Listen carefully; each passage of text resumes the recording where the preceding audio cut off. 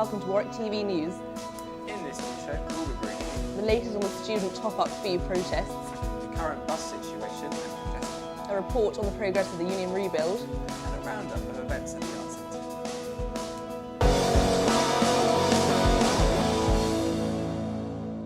Firstly, Warwick Chancellor Richard Lambert's views on tuition fees here at Warwick have elicited a great deal of controversy on campus. Lawrence reports. Warwick's Chancellor Richard Lambert has aroused controversy across campus after recently co-publishing a report advocating measures to solve university funding problems by dipping further into students' pockets. The student union has opposed tuition fee rises before. We asked Sammy Winnell, the welfare officer of the Students' Union, for his position on the report. We just think that as the Chancellor of Warwick University, his job is meant to be representing us as students, and his job as Director General of the CBI kind of stands in direct conflict with that. We don't think that he can sufficiently do both jobs. Students have demonstrated on campus and on Facebook against the report, which argues for increasing interest on student loans, decreasing the income threshold at which students are eligible for grants, and allowing tuition fees to rise to over £5,000. Many are in doubt as to whether his roles as Chancellor of Warwick and Director General of the Confederation of British Industry represent a conflict of interests. I'm here with Sean Ruston, the creator of the Facebook page. Sean, given the current economic climate, who should be responsible for making up the deficit? Well, basically, we think that Richard Lambert and the CBI have overlooked lots of options when looking into who can fund university higher education. We think it's outrageous that Richard Lambert and the CBI have decided that most of the burden should fall on students, especially when they're suffering a lot in this recession. But basically, what we're saying, there's lots of other options, and the CBI have taken a pretty extreme position, an anti-student position, and a position we're not very happy with, considering he's our Chancellor. Thank you very much. While any concrete decisions on student funding are yet to be made, frustration and concern persists amongst a number of students at Warwick and across the country. Thanks, Lawrence. We'll be monitoring that in the coming weeks. Now, as many of you may have found, getting onto campus in the opening weeks of term has proved extremely difficult. With the eradication of parking permits combined with huge congestion on the buses, many have been full by the time they've reached North Lem. Helen has more information on this story. Another full bus. Unfortunately, this is a familiar sight for many students travelling by bus from Leamington Spa every day. Huge queues at peak travel times and massive congestion around campus has been a major issue over the first part of this term. So why has this problem suddenly arisen? Firstly, the rise in intake this year has seen student numbers at Warwick reach record levels. This rise in the number of students commuting into campus every day, combined with the increasing cost of parking, has led to congestion on the buses and students being late for their lectures and seminars. The university's decision to eradicate all free parking zones and student parking permits has contributed majorly towards this situation. Parking on campus now costs up to £3 per day, as opposed to last year's annual permit price of £160. As a result, students are finding that parking on campus could now cost them up to £450 for the year, a whopping increase of 181%. With the cost of parking now rising, many people are seeking other places to park or simply ditching their cars altogether in favour of the bus.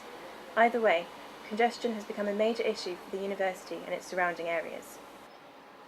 So the question on the minds of many Warwick students is what's being done. We spoke to SU President Andrew Bradley, who gave us an insight into the negotiations between bus operator Stagecoach and the Students' Union. Well, at the moment it's quite clear that the bus service can't take the strain, so we're working really hard to put pressure on Travel Coventry and on Stagecoach to put on extra services, especially at peak times. At the moment, students are being taken for a ride. So it seems that whilst the congestion is an ongoing issue, the university is doing its best to rectify the problem. This is Helen White reporting for Warwick TV News. Back to you in the studio. Thanks, Helen. Let's hope a solution can be reached soon. Now, as many of you will know, the Student Union has been undergoing a massive overhaul this year, and it's attempting to improve its facilities and increase its capacity. However, the project is running vastly behind schedule. Hattie Clark reports. Warwick Student Union has been going under a £11 million makeover since May 2008. We've been promised a stunning students' union, but the reality is something different. Although most students were aware of the delays, the Students' Union released a guide for the intake of freshers this year, which claimed that still incompleted areas of the union would be completed on their arrival. According to this guide, the Students' Union already had a vintage tea shop and sandwich bar, meaning that thousands of new students expected to turn around the corner of the SU HQ and see this 2-storey glass building the guide had bragged about. Instead, they were greeted with scaffolding. No one told me it would be like that. It's a total disgrace. Quite happy with the carpet rooms, but I think that's going to take quite a long time to finish, and considering we were told it was going to be finished, a bit dodgy, never mind. It's taken months to be completed and it still isn't. Some of the reasons for the delays have been unexpected snowfall and bad weather and groundwork problems, and sources have told us that on the original plans all the measurements were 2 inches off. As a result of this, everything had to be remeasured and drawn in order for the plans to reflect the actual size of the building. Well, there were some complications with the snow, for example. The foundations of the union weren't as strong as they should have been, so they had to relook at them and lay them slightly. And also there were some problems with the old designs they had of the union, which added some more complications and problems, and therefore there was a slight delay. And will the union be worth the wait? Oh, definitely, definitely. All the new facilities, the bars, the cafe we have coming will be amazing. They've been planning this for a long time, so I'm definitely sure it's going to be worth the wait. So we've heard a few perspectives around the university, and the new deadline for the student union is January 2010.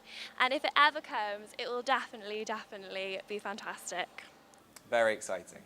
Now finally, Yvonne has been looking at upcoming events in the Arts Centre. Hi, I'm here in the studio to check out the first student production of the year, By the Bog of Cats. It's directed by Bertrand Lesca. The play is by the Irish playwright Marina Warner, and it's a retelling of Euripides' Medea. It's running from Wednesday to Saturday of this week. We interviewed the director and the assistant director to find out more.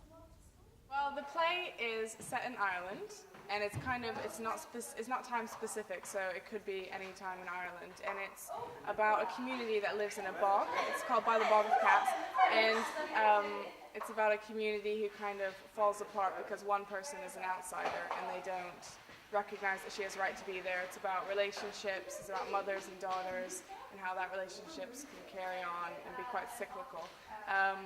And it's the writer Marina Carr making a comment on Irish women in society. I think we focused a lot on the visual side of it. So, for example, having the bathtub to represent the bog. We've done it quite Brechtian, which I'm not sure, I haven't actually seen any of the productions, but that's an emphasis on kind of representational rather than trying to make it look realistically like a bog or like winter time or anything like that. The play happens during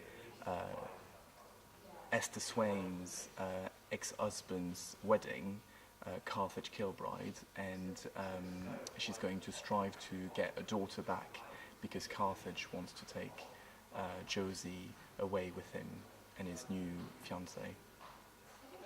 I think it will be visually pretty stunning, actually, because it's quite simple, but it's got some amazing lighting effects, and the set is really beautiful, the costumes, so it's going to be pretty stunning, I think.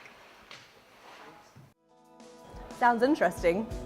Well, that's all for today. Thanks for watching. Join us next time.